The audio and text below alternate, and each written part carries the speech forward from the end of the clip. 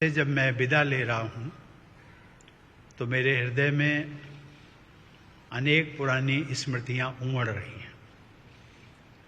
इसी परिसर में, जिसे सामान्यतया सेंट्रल हॉल के रूप में जाना जाता है, वर्षों तक एक सांसद के रूप में मैंने ना जाने कितने सहयोगी सांसदों के साथ यादगार पल बिताए।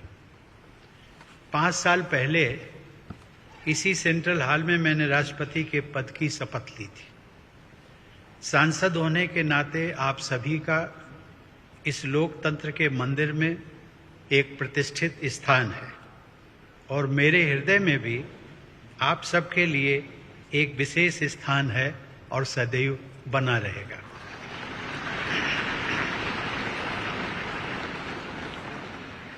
आप सबके लिए यह विशेष गौरव की बात है कि आप सब भारत की जनता के निर्वाचित प्रतिनिधि हैं। भारत की जनता ने आप सबके माध्यम से मुझे राष्ट्रपति के रूप में चुनकर देश की सेवा करने का अवसर प्रदान किया। इसके लिए मैं देशवासियों का सदैव आभारी रहूंगा। सर्वशक्तिमान ईश्वर की कृपा से जिस दायित्व को निभाने का अवसर मुझे प्राप्त हुआ, उसका निर्वहन आप सभी के सहयोग के बिना संभव नहीं था। इसके लिए मैं आप सबका भी आभार व्यक्त करता हूं। अपने कार्यकाल के दौरान मैंने अपनी पूरी क्षमता से अपने कर्तव्यों का निर्वहन करने का प्रयास किया है। आप सबने मेरे प्रति जिस अटूट विश्वास का परिचय दिया, उसके बल पर मैं अपने कर्तव्यों को भली भांति निभा सका। मेरे सभी पूर्ववर्ती राष्ट्रपति मेरे लिए प्रेरणा का स्रोत रहे हैं। माननीय सदस्यगण, राष्ट्रपति और सांसदगण उसी विकास पथ के सहयात्री हैं जो हमारे देश को प्रगति की उच्चतर उपलब्धियों की ओर ले जा रहा है। इस पथ को प्रशस्त करने वाली महान विभूतियों ने हमारे संविधान की रचना करके हमारी लोकतांत्रिक व्यवस्था की नींव रखी। यद्यपि संविधान सभा के सदस्यों को ही हमारे संविधान की रचना का श्रेय जाता है, लेकिन वह ऐतिहासिक कार्य उन्होंने भारत के लोगों के प्रतिनिधि के रूप में किया था। इसीलिए हमारा संविधान हम भारत के लोगों द्वारा अंगीकृत, अधिनियमित और आत्मार्पित किया गया। भारत के लोग ही अपने प्रतिनिधियों अर्थात आप सभी माननीय सांसदों के माध्यम से अपने गणतंत्र की यात्रा का मार्गदर्शन करते हैं। इसीलिए संसद को लोगों के तंत्र यानी लोकतंत्र का मंदिर भी कहा जाता है। देवियों और सज्जनों, हमारे संविधान के अनुच्छेद 79 के अनुसार संघ के लिए एक संसद होती है जो राष्ट्रपति और दोनों सदनों से मिलकर बनती है। इस संवैधानिक प्रावधान के अनुरूप अपनी भावना का समावेश करते हुए मैं राष्ट्रपति को संसदीय परिवार के अभिन्न अंग के रूप में देखता हूँ। जैसा कि किसी भी परिवार में होता है, संसद में भी कभी कभी मतभेद होते रहते हैं। आगे का रास्ता कैसे तय करना है, इस विषय पर विभिन्न दलों के विचार अलग अलग हो सकते हैं, लेकिन हम सब संसद रूपी परिवार के सदस्य हैं जिनकी सर्वोच्च प्राथमिकता है राष्ट्र रूपी विशाल संयुक्त परिवार के हित में निरंतर कार्य करते रहना। राजनीतिक प्रक्रियाएं राजनीतिक दलों के अपने तंत्रों के माध्यम से संचालित होती हैं, लेकिन पार्टियों को दलगत राजनीति से ऊपर उठना चाहिए और राष्ट्र सर्वोपरि की भावना से यह विचार करना चाहिए कि देशवासियों के विकास और कल्याण के लिए कौन कौन से कार्य आवश्यक हैं।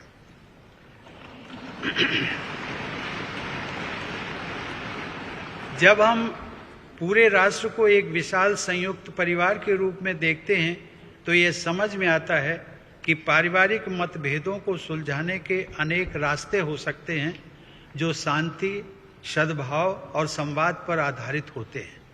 विरोध प्रकट करने के अनेक संवैधानिक रास्ते राजनीतिक दलों और नागरिकों को उपलब्ध हैं।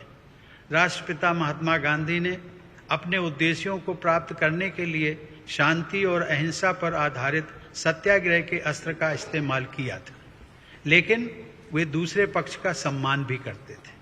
हमारे नागरिकों को अपनी मांगों के लिए दबाव बनाने का तथा विरोध करने का संवैधानिक अधिकार उपलब्ध है, लेकिन मेरे विचार से इस अधिकार का प्रयोग हमेशा गांधीवादी तौर तरीकों के अनुरूप शांतिपूर्ण ढंग से ही किया जाना चाहिए। माननीय सदस्यगण, मेरे कार्यकाल के दौरान 2 अत्यंत महत्वपूर्ण ऐतिहासिक आयोजन किए गए। राष्ट्रपिता महात्मा गांधी की 150वीं जयंती के उपलक्ष्य में अनेक यादगार समारोह पूरे देश में आयोजित किए गए। इस संदर्भ में मैं स्वच्छ भारत अभियान की परिवर्तनकारी उपलब्धियों का उल्लेख करना चाहूँगा। यह कहा जा सकता है कि स्वच्छता का यह राष्ट्रीय अभियान सरकार और देशवासियों की ओर से महात्मा गांधी के प्रति सच्ची श्रद्धांजलि रहा है। दूसरे ऐतिहासिक आयोजन के रूप में भारत की स्वाधीनता के 75 वर्ष पूरे होने के उपलक्ष्य में देशवासियों द्वारा आज़ादी का अमृत महोत्सव उत्साहपूर्वक मनाया जा रहा है। मैं इन दोनों ऐतिहासिक अवसरों से जुड़े अत्यंत प्रभावशाली आयोजनों के लिए देश की जनता व सरकार को बधाई देता हूं। इन कार्यक्रमों में युवाओं से लेकर वयोवृद्ध नागरिकों तक सभी के द्वारा समान उत्साह के साथ भागीदारी और देश के गौरवशाली इतिहास से उनके जुड़ाव को देखकर मुझे हार्दिक प्रसन्नता हुई है। माननीय सदस्यगण, वर्ष 2020 में देखते देखते हमारी दुनिया बदल गई। लगभग 100 साल बाद एक वैश्विक महामारी ने मानवता को झकझोर कर रख दिया। कोविड-19 की त्रासदी के दुष्परिणामों से पूरी दुनिया अब तक जूझ रही है। वर्तमान परिप्रेक्ष्य में हम सब ये आशा करते हैं कि पूरा विश्व समुदाय इस महामारी से भविष्य के लिए उपयोगी सबक हासिल करेगा। पहला सबक यह है कि मानव समाज ये भूलने लगा था कि वह प्रकृति का ही एक अभिन्न हिस्सा है। वास्तविकता ये है कि वह न तो प्रकृति से अलग है और न ही प्रकृति से ऊपर है। महामारी का प्रकोप कुछ हद तक पर्यावरण में हुए असंतुलन से भी जुड़ा है। पिछले 2 वर्षों की विभीषिका ने यह भी याद दिलाया है कि पूरी मानवता वास्तव में एक ही परिवार है और सभी का अस्तित्व आपसी सहयोग पर निर्भर करता है। कोविड का सामना करने में भारत के प्रयासों की विश्वव्यापी सराहना हुई है।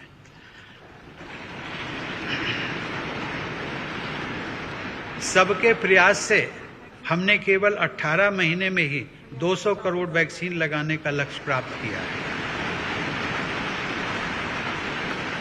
कोरोना काल में हमने 80 करोड़ लोगों को मुफ्त राशन भी पहुंचाया। यदि हम अपनी नीतियों के निर्धारण में इस वैश्विक महामारी से प्राप्त शिक्षाओं को अपनाते हैं तो मुझे लगता है कि भविष्य में किसी गंभीर आपदा के आने पर उसका सामना हम अधिक दक्षता और आत्मविश्वास के साथ कर सकेंगे। जलवायु परिवर्तन अब वाद विवाद का विषय नहीं रह गया है, बल्कि इसके परिणाम हमारे जीवन को सीधे सीधे प्रभावित करने लगे। प्रकृति के प्रति सम्मान का भाव तथा मानवता की साझा नियति में विश्वास पर्यावरण की रक्षा करने में हमारी मदद कर सकता है। इस संदर्भ में ग्लोबल क्लाइमेट एक्शन में भारत की अग्रणी भूमिका तथा ऊर्जा के वैकल्पिक स्रोतों को बढ़ावा देने की पहल विशेष रूप से सराहनीय है।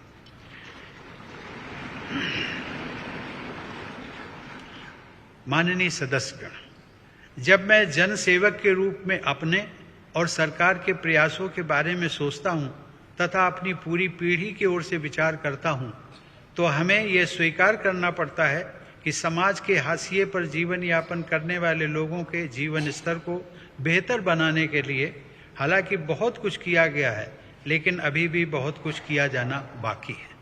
हमारा देश धीरे धीरे ही सही, लेकिन सधे हुए कदमों से डॉक्टर आम्बेडकर के सपनों को साकार करने की दिशा में आगे बढ़ रहा है।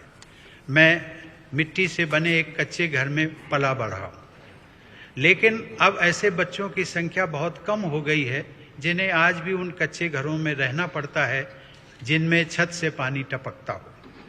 आज बड़ी तादाद में हमारे गरीब भाई बहनों के पास भी पक्के घर हैं। ये बदलाव काफी हद तक सरकार के विशेष प्रयासों से संभव हो सका है। अब हमारी बहुत सी बेटियों और बहनों को पीने का पानी लाने के लिए मीलों पैदल नहीं चलना पड़ता है, क्योंकि हमारा प्रयास है कि हर घर नल से जल पहुंचे।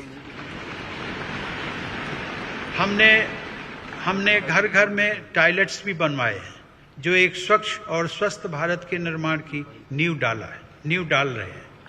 सूर्यास्त के बाद लालटेन या दिया जलाने की यादें भी पुरानी हो रही हैं, क्योंकि लगभग सभी गांव तक बिजली का उजाला पहुंच गया है। जैसे जैसे हमारे देशवासियों की बुनियादी जरूरतें पूरी हो रही हैं, उनकी आकांक्षाओं में भी बदलाव आ रहा है।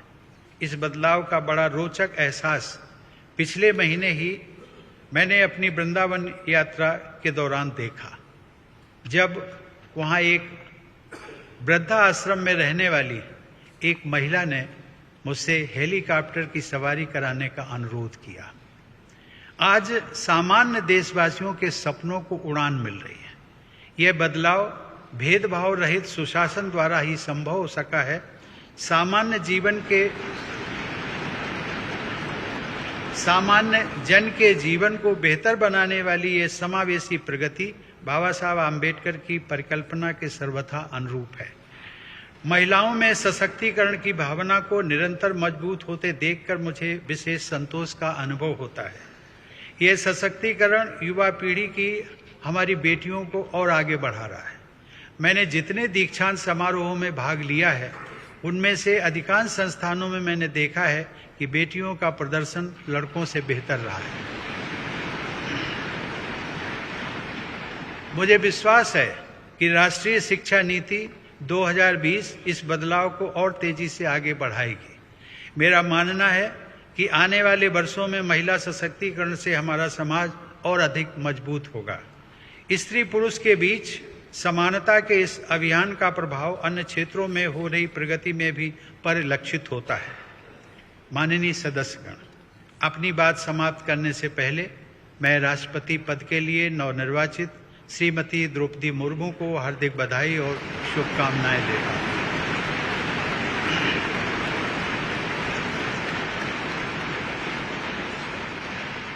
सर्वोच्च संवैधानिक पद पर उनका चुनाव महिला सशक्तिकरण को बढ़ाने के साथ साथ समाज के संघर्षशील लोगों में महत्वाकांक्षा का संचार करने वाला है। मुझे पूरा विश्वास है कि उनके अनुभव, विवेक और व्यक्तिगत आदर्श से पूरे देश को प्रेरणा मिलेगी और मार्गदर्शन भी। मैं एक बार फिर आप सभी के प्रति कृतज्ञता व्यक्त करता हूं। आप सबके साथ काम करने का मेरा अनुभव अविस्मरणीय रहा है। आप सबने संसद के अंदर और बाहर देश की जनता के हित से जुड़े अनेक कार्य किए हैं। इसके लिए मैं आप सबको साधुवाद देता हूं। अपने कार्यकाल के दौरान मैंने आप सबके साथ विभिन्न आयोजनों में विचारों का आदान प्रदान किया है। मैं समय समय पर सांसदों के तथा अन्य क्षेत्रों में कार्यरत लोगों के अनेक प्रतिनिधि मंडलों से भी मुलाकात करता रहा। राष्ट्रपति के पद को आप सबने जिस प्रकार निरंतर सम्मान दिया है, उसकी मैं सराहना करता हूं। इस दौरान मुझे प्रधानमंत्री श्री नरेंद्र मोदी जी व उनके मंत्रिमंडल के सदस्यों के साथ काम करने का भी अवसर मिला है। उन सब ने मुझे जो विशेष सम्मान दिया है, उसके लिए मैं उन सभी को धन्यवाद देता हूं। मैं उपराष्ट्रपति जी श्री एम वेंकैया नायडू को उनके सतत सहयोग के लिए धन्यवाद देता हूं। वेंकैया जी ने राज्यसभा के सभापति के रूप में और ओम बिरला जी ने लोकसभा के अध्यक्ष के रूप में जिस तरह संसद के कार्यकलापों को संचालित किया है तथा देश की महान संसदीय परंपराओं को आगे बढ़ाया है, उसके लिए आप दोनों बधाई और सराहना के पात्र हैं। मुझे राज्यों के राज्यपालों व मुख्यमंत्रियों तथा केंद्र शासित प्रदेशों के उपराज्यपालों व प्रशासकों से भी पूरा सहयोग मिलता रहा है। उन सबके प्रति भी मैं आभार व्यक्त करता हूं। मुझे विश्वास है कि आप सभी सांसदगण, हमारे सभी देशवासियों, विशेष रूप से जो विकास यात्रा में पीछे रह गए हैं, उनकी सेवा करने के लिए हर संभव प्रयास करते रहेंगे। साथ ही आप सब हमारे महान संविधान के अनुरूप सर्वोच्च लोकतांत्रिक परंपराओं को और भी मजबूत बनाएंगे। मेरी शुभकामना है कि आप सब समाज व राष्ट्र को और अधिक मजबूत बनाने के अपने प्रयासों में सफलता प्राप्त करें। धन्यवाद।